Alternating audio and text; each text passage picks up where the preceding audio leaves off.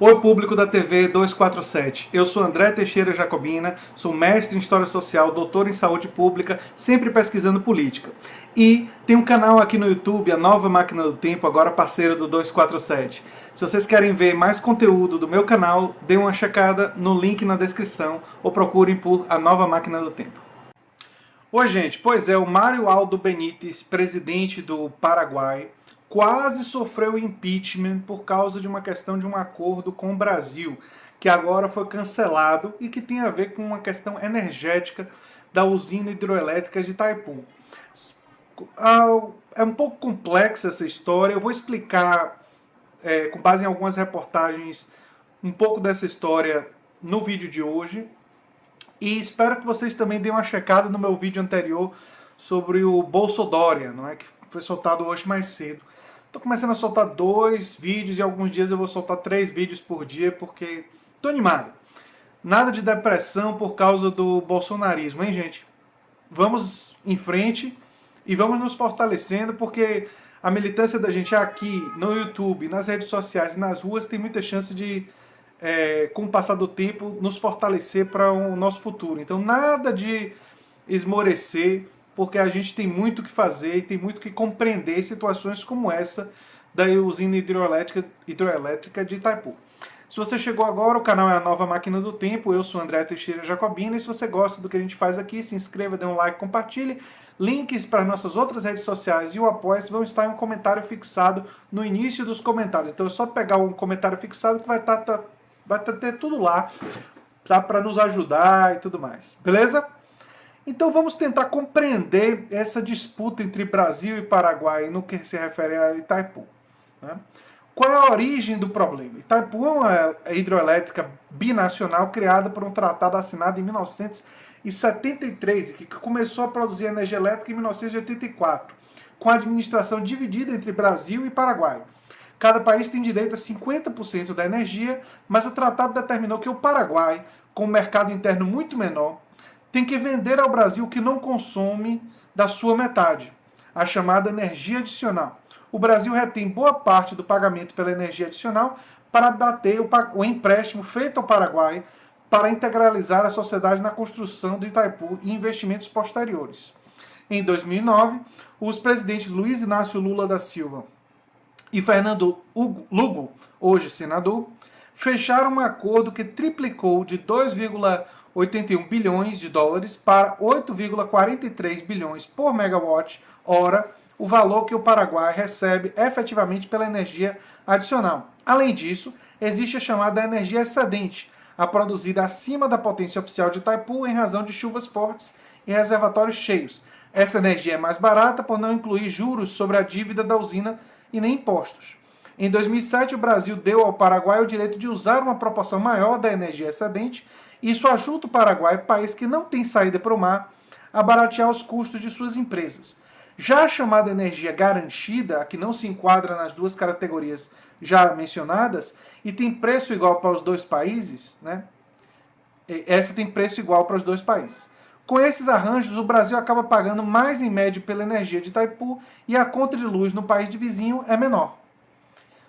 Qual é a queixa do governo brasileiro? O Brasil reclama da declaração feita pelo Paraguai da energia garantida que consumirá anualmente, afirmando que o vizinho tem declarado menos que o consumo real, já que conta com energia excedente. É com base nessa declaração, no entanto, que o Brasil paga ao Paraguai pela energia adicional, um custo que acaba absorvido pelos consumidores brasileiros, né? E que é esse acerto feito em maio entre Brasil e Paraguai?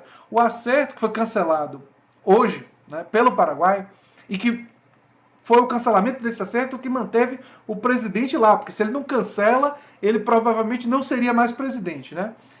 Tenta resolver o descasamento da energia declarada e é de fato consumida pelo Paraguai, e a assimetria entre preços pagos por cada lado. Pelo acerto, que resultou em ata assinada pelas duas chancelarias, o consumo declarado pelos paraguaios aumentaria gradualmente até 2022. O Paraguai afirma que a ata não tem valor jurídico e o Senado paraguaio votou por sua rejeição. A oposição acusou o presidente Mário Aldo Benítez de traição à pátria, chegando a falar em impeachment, né? Qual a consequência do acerto para os paraguaios? Mais de 90% da energia consumida no Paraguai é gerada pela hidroelétrica de Itaipu. E, por isso, qualquer alteração nas regras tem impacto substancial na tarifa paraguaia, o que provocou protestos no país. No Brasil, cerca de 15% da energia é gerada por Itaipu e o impacto nos preços é mais diluído. O Itaipu, embora importante, não é assim a nossa única grande fonte de energia elétrica. Não é? E por que esse assunto ganhou essa urgência toda? A reação do Paraguai ao acerto de maio antecipa a renegociação do Tratado de Itaipu, que estava prevista para 2023, quando a dívida da construção da usina estará paga. Os trechos que tratam da comercialização de energia poderão ser alterados, o que gera expectativas no Paraguai. Eles não teriam mais essa dívida, então ficaria melhor para eles, né? O país vizinho há tempos afirma que o Brasil paga pouco pela energia que os paraguaios não consomem e reivindica o direito de vendê-la para terceiros países ou no mercado livre diretamente ao consumidor, o que hoje ele é vetado. E essa é uma disputa de interesse nacional muito relevante, né? Em uma análise que eu estava lendo aqui sobre o fim do acordo, há uma análise de que o tal do Mário Aldo Benítez, ele escapou do impeachment, mas ele não está garantido na presidência do Paraguai, né? Olha só, nas últimas 24 horas, o presidente do Paraguai, Mário Aldo Benítez, recebeu 3 apoios cruciais que permitiram, por enquanto, sua sobrevivência no poder. E um deles veio do Brasil. 2 foram externos, o do governo do Brasil e dos Estados Unidos. O terceiro foi interno e determinante, provavelmente impulsionado pela pressão internacional. O da ala opositora dentro de seu próprio partido, o Colorado, liderado pelo ex-presidente Horácio Cartes. Na noite da última quarta-feira, confirmaram fontes paraguaias, Cartes ordenou a sua tropa avançar com o pedido de julgamento político do chefe de Estado por suposta traição à pátria nas negociações com quem? O Brasil. Até semana passada secretas, sobre a administração da energia produzida pela hidrelétrica binacional de Itaipu. Basicamente estavam acusando ele de trair o país, né? Nessa manhã, o líder colorado recuou e salvou seu rival na guerra instaurada dentro do maior, mais tradicional e poderoso partido do Paraguai. Marito, como é chamado o presidente paraguaio, escapou do impeachment, mas com menos de um ano na gestão deverá continuar à frente do executivo profundamente enfraquecido e agora muito mais condicionado por seus opositores colorados. Assim, vertiginosa e instável é a política paraguaia, né? E o Brasil está meio que metido nisso também.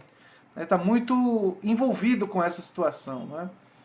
Então eu estava analisando a questão do cancelamento. Né? O Paraguai cancelou esse acordo com o Brasil que provocou essa ameaça de impeachment. Eu vou trazer aqui a notícia do cancelamento para a gente tentar melhor compreender essa situação. O chanceler do Paraguai, o Antônio Rivas Palacios, ele anunciou hoje o cancelamento da ata diplomática que deflagrou uma grave crise política no país vizinho e pôs o presidente Mário Aldo Benítez, como a gente já tinha falado, sobre a ameaça de impeachment. A decisão foi comunicada formalmente ao embaixador brasileiro em Assunção, Carlos Simas Magalhães, que a referendou em nome do governo Bolsonaro, ou seja, eles aceitaram. Né? Na ata anulada, o governo paraguaio havia concordado em pagar mais pela energia da hidrelétrica binacional de Itaipu. Ou seja, agora o Paraguai vai pagar os valores antigos, ou seja, menos do que pagava. E por que Bolsonaro concordou com isso, que contraria os interesses do Brasil, os interesses nacionais? Ele concordou porque ele tem no Mário Aldo Benítez um aliado, quer dizer, talvez eu esteja dando muito valor ao Bolsonaro. A cúpula bolsonarista que avaliou isso, e o chanceler e as pessoas envolvidas. Não sei se o Bolsonaro tem conhecimento interno sobre isso e a gente pode duvidar muito do conhecimento dele. Mas o motivo por que essa cúpula aceitou, a leitura que eu faço, é que eles fizeram uma avaliação de aliados na América Latina. Seria muito ruim para eles forçar a barra em cima desse acordo e dizer, olha, o acordo está firmado, nós entendemos a validade dele e nós não vamos cancelá-lo. Se o Brasil faz uma coisa dessa, o que o Brasil estaria fazendo é jogando para o impedimento do Mário Aldo Benítez, que é um aliado. E a pessoa que viria a assumir seria uma pessoa que provavelmente, um nacionalista, iria vir com um discurso muito em oposição a esse acordo e iria descumprir o acordo. Então não teria o efeito prático que o governo brasileiro queria. Então o governo brasileiro preferiu e aí eu não estou dando crédito ao Bolsonaro, eu estou dando crédito às pessoas do chanceler e as pessoas que estavam envolvidas nessa negociação mais diretamente. Acho pouco provável que Bolsonaro soubesse, não tem nenhuma declaração do presidente sobre isso ainda, que eu tenha visto. Avaliaram, olha, é melhor a gente recuar para poder manter o Mário Aldo Benítez e tentar renegociar isso no futuro, né? Vamos lá.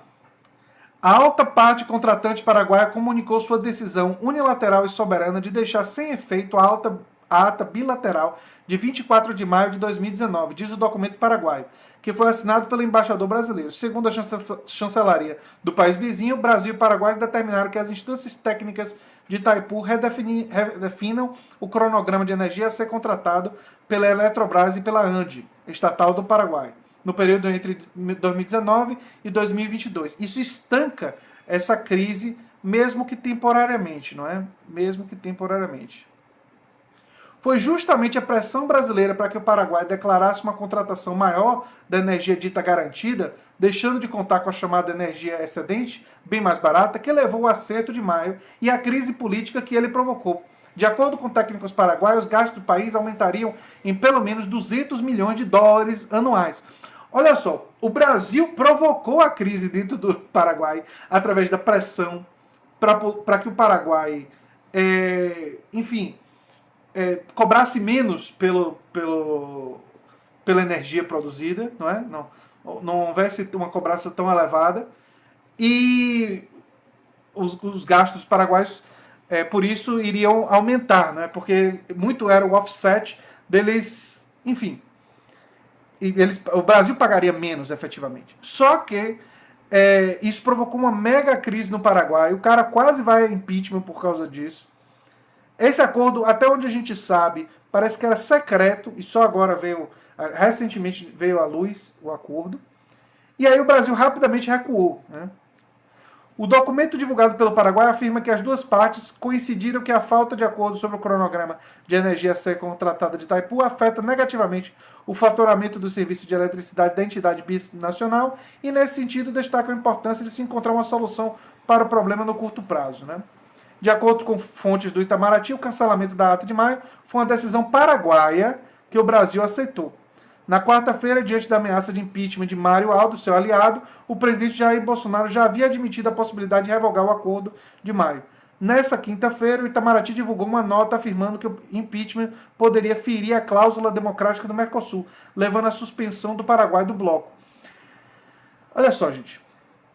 O pessoal do Itamaraty explicou para Bolsonaro e para a cúpula que, olha, melhor ter um aliado do que não ter. E aí eles meio que concordaram.